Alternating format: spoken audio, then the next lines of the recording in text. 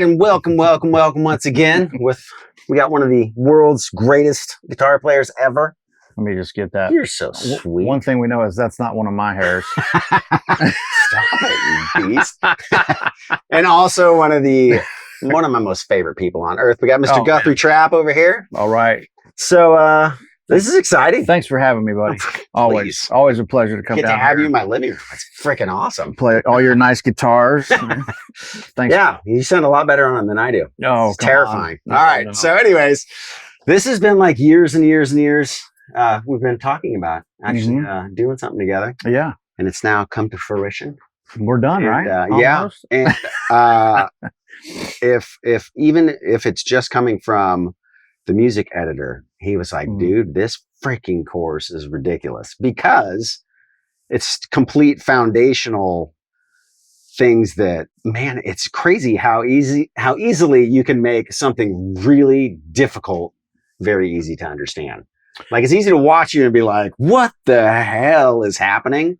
But the way you break it down, you start to see piece by piece how you've built what you've done. And then also, tons of different ideas on how to create melodies, building vocabulary. It's just one of those things where it's like, even after you would leave the house and I would start messing with some of the ideas that you were showing, I was just like, oh my God, this is so awesome. Oh, thanks, man. So super pumped. But speaking of which, what was it that started turning the light bulb on for you as a guitar player to be able to really actually not just play, but be able to create in any situation that you're in? Like, what are some of the principles that you say that changed your life on guitar?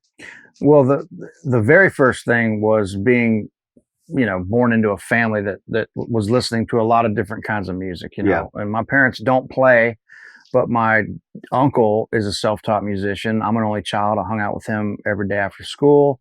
There was always instruments around. My uncle had all his instruments there from when he was younger. And there was always guitars and mandolins and fiddles and banjos and basses and all kinds of stuff around. And so my parents were taking me to music festivals and picking parties and events that revolved around really great music. There was no top 40 radio. I didn't learn how to play from the Beatles or Led Zeppelin. Yeah. And so unlike a lot of guitar players, I think that's my little unique piece was that I was raised around a lot of singer-songwriters playing original music, a lot of bluegrass, a lot of acoustic music and songs, songwriters, at the same time. I was listening to a lot of blues. My first instrument that I picked up that I started fooling with was the harmonica. No way. When I was like 6 years old, would play the harmonica with my uncle, and he'd play blues chord progressions, and I'd play the harmonica. That felt limited to me. I didn't really gravitate towards digging into that like a real pro would. I kind of put the harmonica down and started noodling around on the guitar, finding the same blues notes and stuff. And then that's kind of when it all started. And then I got to where I could find some of those notes. And then my uncle said, hey man, you're playing lead guitar, but you got to know some chords too. You got to be able to play some chords. And so all through those years, I was playing and finding my way around the guitar.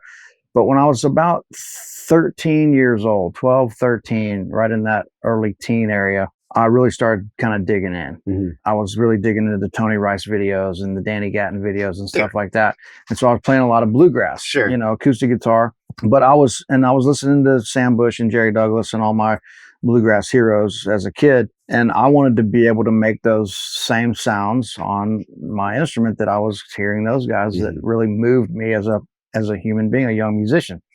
But I was stuck down here on these first, 4 or 5 frets. I could play a couple pentatonic things and maybe play a couple fiddle tunes and stuff like that, but I couldn't figure out, like, how are they playing from the 1 chord to the 4 chord? How are they going from G to C to D and making it sound like they're playing over the chord changes? And I couldn't figure it out. And then, I kept working at it. And then I watched a video around that same time by a guy named Pat Flynn that was in Newgrass Revival, Sam Bush's famous Newgrass band, Newgrass Revival. And Pat was a great acoustic session guitarist in Nashville back in the day. And so he made this video on homespun tapes, VHS tapes back then, right? Totally. So I was watching VHS tapes, Sam Bush mandolin, Pat Flynn acoustic guitar, and Danny Gatton Telemaster. Oh my God. Just right in the deep end. Just would learn as much as I could from those videos. And so, but what happened was Pat's first thing was he was like, look, if you're going to learn how to open up the fingerboard and you're going to learn how to solo basically up the neck, then you have to learn the chord inversions up the neck and the information around those. Okay. And that was way before anybody came up with a clever name called the cage system. There was no cage system. The cage system is just a clever name. It's nothing more than that. Sure.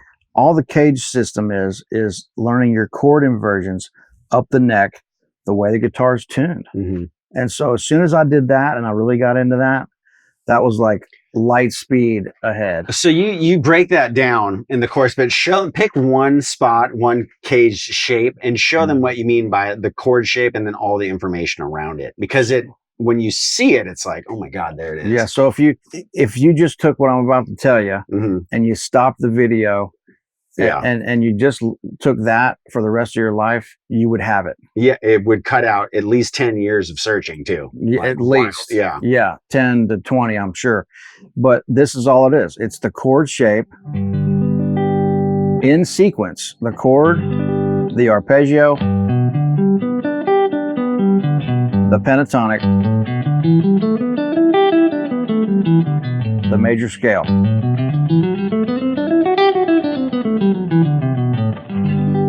That's it. If you can break that down, chord in sequence, what I just did, and then you start looking at the triads inside the chord, that right there is the way to demystify this guitar fretboard. Now, of course, it goes on and on and on. For sure. You can make it as complicated as you want, but that right there is huge. Huge. Well, huge. And the cool thing, it's a concrete fundamental that's never gonna change. Yeah, this is never gonna let you down. Totally. And so, like, if you're playing like Luther Perkins with Johnny Cash, his guitar solos were like this.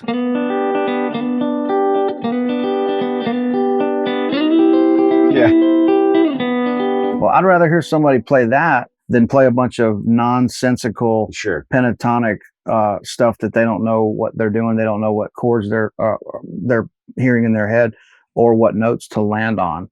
So at least if you play those chords like Luther Perkins did, or somebody like Steve Cropper, where he's not like a flashy soloist, but he played these parts out of the chords that made sense. You can't go wrong with that. Well, and the cool thing is, it's not cheating by any means to play simple. No, and you lay it out in sequence, like foundational, like you show the chord inversions, then you show how to add, the arpeggio, how to add the pentatonic. And then what's cool too is, it's nice to learn all those things, but then it's like, okay, that's great. But then how do I make melodies? And you do a bunch of different exercises where it's like, you're using those positions to actually start creating stuff. You start with like one chord, then you add two chords, and then it's a 1-4-5.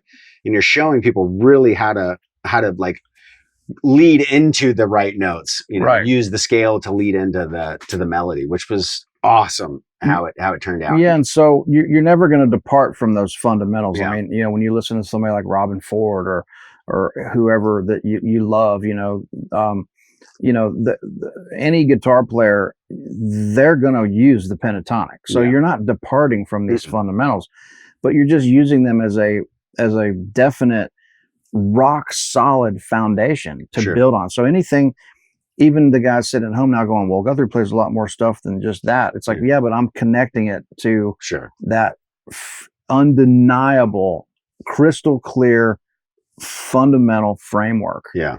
And if we played, you gotta have that first. If you stuck in one position and we played that same chord progression, can you show them how you can hit the whole chord progression in just one spot? Yeah, and I was going to mention one other thing too, that coming out of the chord, this is something that I kind of thought of a couple of days ago. Sweet. You're still learning. I'm still learning, of course. Good Lord, more than anybody. I'll learn more from this course than anybody. But when you have a triad and you're playing something like A minor, G to F or something like that, these different if you played this like this, if I played A minor, G, and then F or something like that, that's not going to say anything really. So all these voicings really matter. So the melodies are inside the chords. So if I played A minor and G, there's really not much note leading going on there. Like if I go A minor and then I play G, it's A to G, A minor to G, but it's not really saying anything. But if I do this,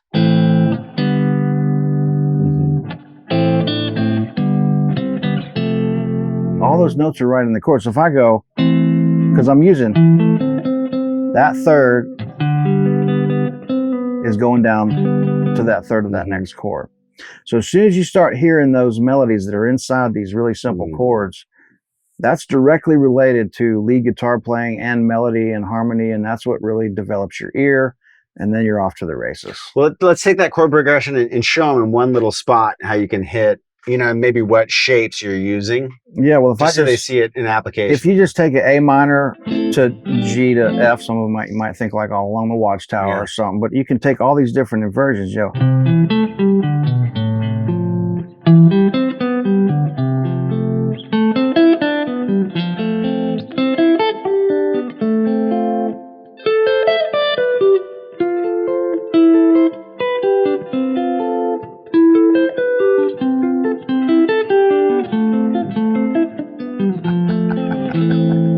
those are all the same chords, but there's a lot of different spots in there to spark melodies from, the root, the third, the fifth. Okay. So once you kind of start getting into how important chords are, then the light bulb's going to go off or come on rather. So the other thing that's really important is to get away from this thinking chords are just for rhythm and lead guitar is lead guitar. Like they're separated. They're the exact same thing. You got to start thinking that all this stuff is the same thing. Tell that to Hendrix. It's just one big thing. Right. Totally. So if I played, can you do that though? Like if I played that progression, you did a really great example of sticking into one like 4-fret range, just to show how all the shapes are right there under your fingers, and then how you can start using those ideas to create little melodies. So if I did like or don't even play it in time. Okay. Just play the chord and I'll play something over it. Okay. So if I'm in this E shape bar chord.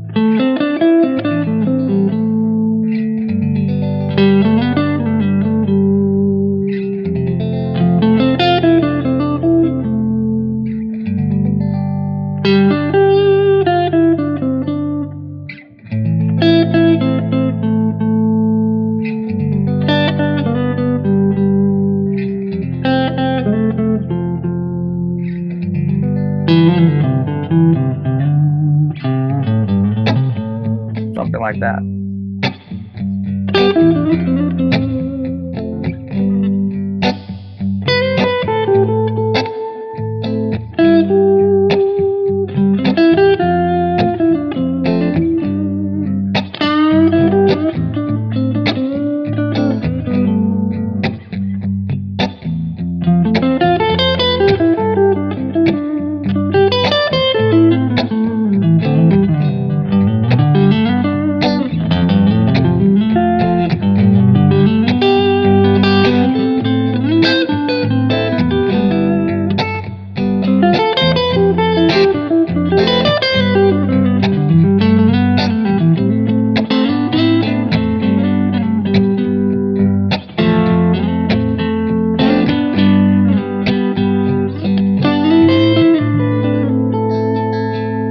Okay, so I got out of one position for that's okay, but that's the idea.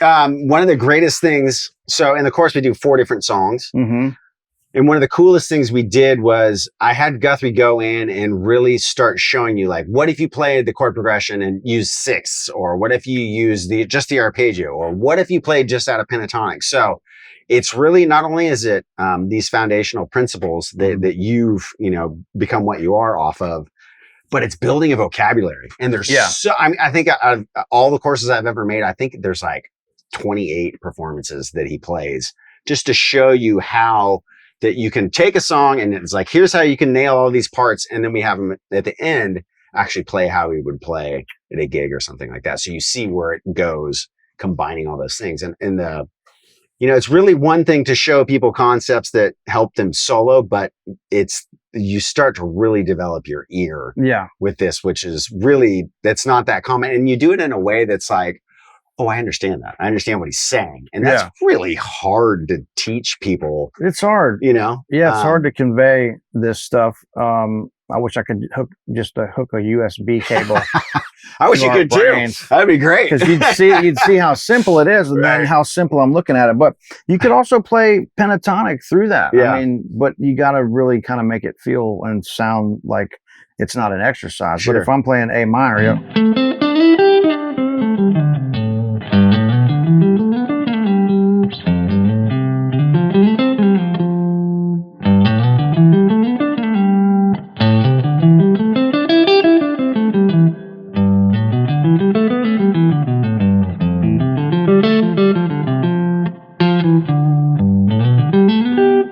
that's pretty much pentatonic. I'm just going right to the chord, but you definitely have to acknowledge the chord changes. Oh, for sure. So every time a chord changes, to me, it's like stepping into a different room of the house. Mm-hmm.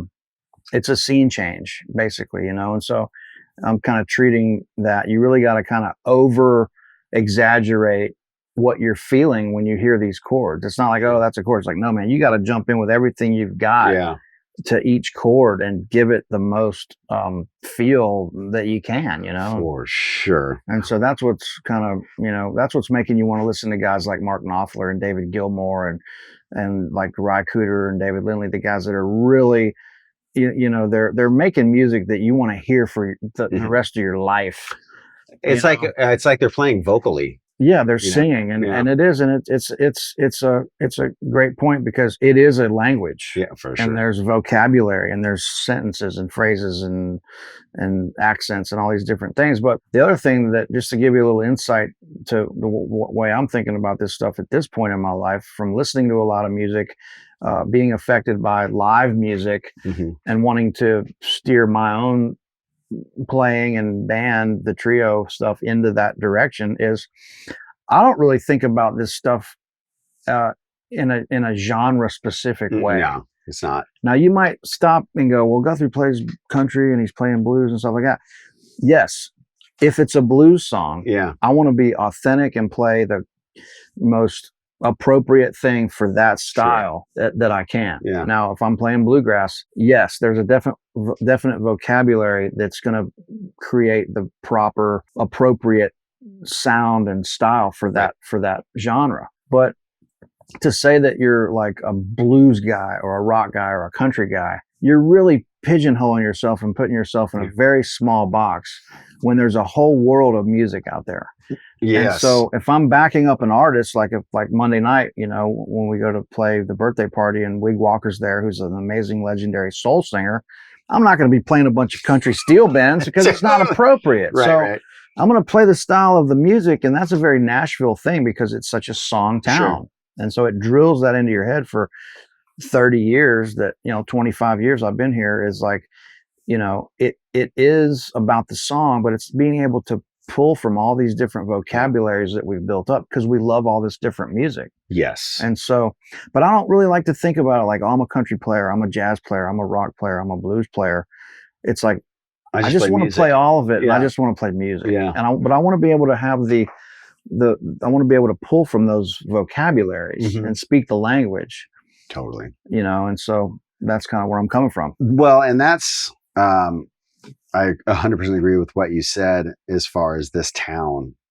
You realize that all the great people that we like, all the people that now you get to see on the internet or whatever, they all can play everything pretty well. I mean, it may not be, they may not be the best in that field at what they're playing, but they can definitely get through jazz or country or rock or blues. And it's, I think people don't realize that's really what you're appreciating about these people, is they can play anything. Well, the only way you can do that is to play the other styles, even if it's not your favorite genre. Or yeah, whatever, and that's another good point too. Is and I've been lazy, and I could be so much better than I am if I really applied myself and locked myself in a room for 8 hours a day. You know, I did that when I was a kid, but life takes over. You want to have some fun and you live your life, it's come kind of easy to me. I shouldn't say that out loud, but it has. I mean, I grew up in an environment that I was a sponge for music. Well, and, right. Yeah. And it did kind of come easy. And then,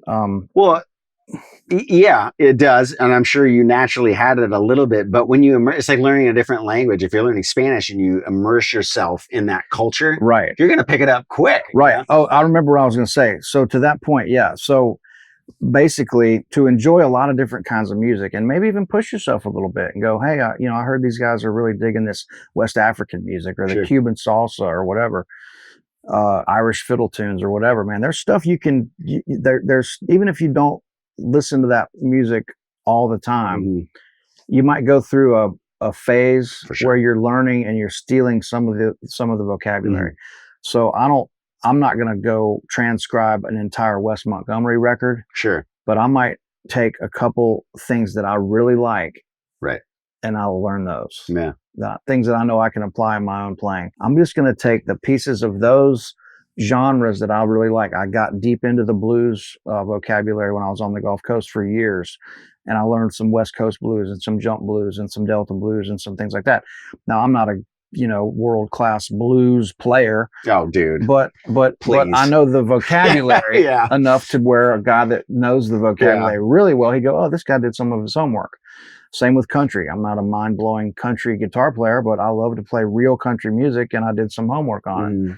So it's not about, I'm just letting you guys know, our students or whoever's, taking this course, it's not about, having to jump in and learn everything. Just grab the things that you really like and learn those, and then by the end of it you're going to have this nice vocabulary. Well, and coupled with, if you understand the fundamentals of what you're talking about in the course, learning how to play any kind of music is like, especially jazz or something where they're following changes, if you can apply and you can see chords all over the neck, that becomes a whole different ball game. Your learning curve is just so much quicker. I mean, here's a perfect example. If I was going to give you this is like, okay, say it's a jazz kind of thing. If you just played A minor to B minor, like a lot of jazz guys will go, A minor, B minor to the 5 or whatever. But if you're using this as an example to play over chords, this is the bare bones, example. If I go A to B minor, I can go A, the diminished to the B, right? This is a little advanced, but it's a good example. Okay. It's not 1-4-5, but it's a good example. So if I go A, B flat diminished, I think is what that is, to the B minor. You've heard that change a million times. If I want to play over that change, all I have to do is go A root 3rd 5th. Now I'm just going to raise the bass note. Same notes underneath. So root 3rd 5th, sharp the root 3rd 5th, then 2.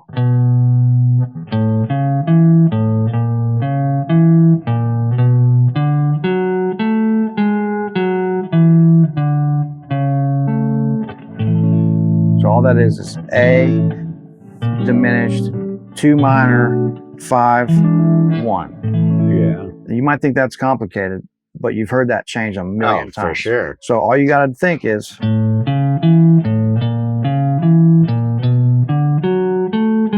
that's the 5. Resolving right back to the 1. That's it's a strong example. But you can really see how when the chord moves, that's the note you want to be emphasizing. So when the chords are moving, those are the notes that you emphasize with your lead playing. And it's that simple. And so, it's a lifelong journey of figuring out the best ways to do it. But that's the bottom line, really. You really got to be conscious of the chords that are going on underneath the song. For sure. All right. So I can't recommend this enough. It's seriously, This has been a fun course. it's been so cool. It got away from us a little bit. You know, it's funny is we started filming it and it was so massive that I'm like, wait a second, we got to like pare this thing down because it's gonna be like a 30-hour course if we're not careful. So we basically took really like, this course is like, learn this and we're going to spread out from this point. Yeah. So this weekend, the opening weekend, it's going to be half off. Make sure you check it out in the links down below. I swear to goodness, this will change your life on guitar. Also, check out some of his playing live. I've done a number of shows at the Underdog when you can see him in action. I'm not just saying this because he's here. Literally one of the world's greatest improvising guitar players ever. Like it's wild. It's like a religious experience when people come. They're like, number one thing, what am I going to do when I get to Nashville? Go see Guthrie on Monday night. And seriously, you talk to people and they're like, dude, I've never seen anything like that in my life. Oh, thanks. Well, but like, if you want to overplay, you have to start. You have to start your own band. Totally. So, anyways, but just all that being said, it's awesome that somebody that can play as well as Guthrie can really break it down as simply as he can, so you can really, you know, take years and years off of searching how to play over changes, how to play over different styles of music. It's really, really exceptionally done. Love it. I loved filming. It was awesome. So again, check it out. 50% off opening weekend, links below. You guys are amazing. This is what makes this whole thing possible. Your support at brettpapa.com. So check that out. Check out Guthrie's channel. His channel's fantastic on YouTube. Thanks, buddy. Lots of this stuff there as well. So you guys are amazing. Thank you for the continued support. We'll catch you next time.